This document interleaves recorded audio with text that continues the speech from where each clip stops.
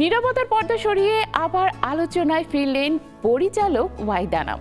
এক দশক পর তার নতুন ওয়েব ফিল্ম তাজমহল ঘিরে তৈরি হয়েছে আগ্রহ ও কৌতূহল। সীমান্ত পেরিয়ে জন্ম নেয়া এক প্রেমের গল্প ফয়জুল ইয়ামিন ও সৃজা দত্তকে দেখা যাবে ভিন্ন এক আবেগে।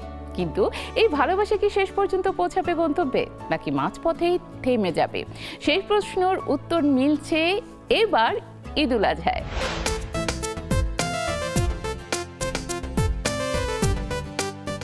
একটা দীর্ঘ নীরবতা ভেঙে হঠাৎই আলোচনায় ফিরে এলেন তিনি, যার নাম একসময় টিভি নাটক ও বিজ্ঞাপনের জগতে আলাদা করে উচ্চারিত হতো। এক দশকেরও বেশি সময় পর আবারও পরিচালকের আসনে ফিরছেন ওয়াহিদ আমান। এবার তিনি ছোট পর্দা নয়, বেছে নিয়েছেন নতুন মাধ্যম ওয়েব ফিল্ম। তার নতুন কাজের নাম তাজমহল, আর এই নামের ভেতরেই লুকিয়ে আছে দুই বাংলার প্রেম, সীমান্তের টানাপোড়েন আর আবেগের গল্প। ছবিটির কেন্দ্রীয় চরিত্রে দেখা যাবে বাংলাদেশের তরুণ অভিনেতা ফয়জুল ইয়ামিন এবং পশ্চিমবঙ্গের অভিনেত্রী সৃজা দত্তকে। মুক্তি পাবে ওটিটি প্ল্যাটফর্ম বঙ্গতে।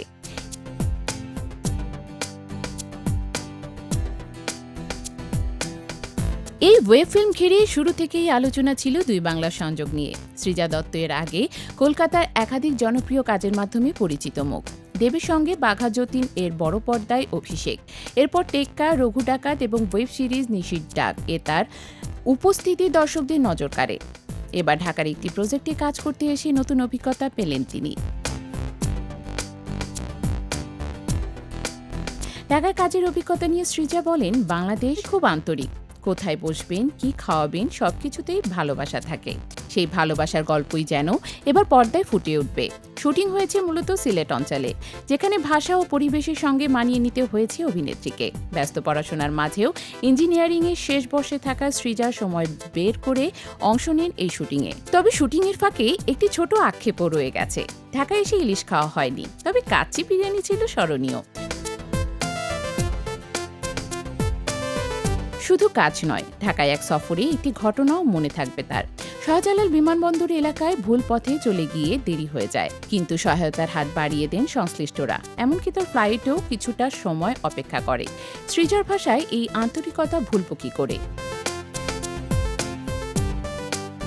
গল্পের কেন্দ্রবিন্দু তাজমহল মূলত সীমান্ত পেরিয়ে ভালোবাসার এক মানবিক ব্যাখ্যা।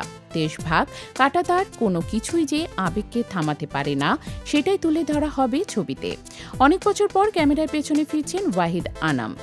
একসময় তার নির্মিত পারি, ছিন্ন ও চক্র এর মতো টেলিফিল্ম দর্শকদের মনে দাগ কেটেছিল।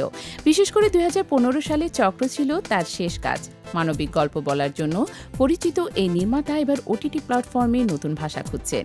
সব মিলিয়ে তাজমহল শুধু একটি প্রেমের গল্প নয়, এটি দুই বাংলার শিল্পী, সংস্কৃতি আর আবেগের এক নতুন সেতুবন্ধন। ঈদে মুক্তির অপেক্ষায় থাকা এই ওয়েব ফিল্ম ঘিরে তাই দর্শককে কৌতূহল এখন একটাই, ফয়জুল ও সৃজার এই নতুন জুটি কি মনে রাখার মতো গল্প বলতে পারবে?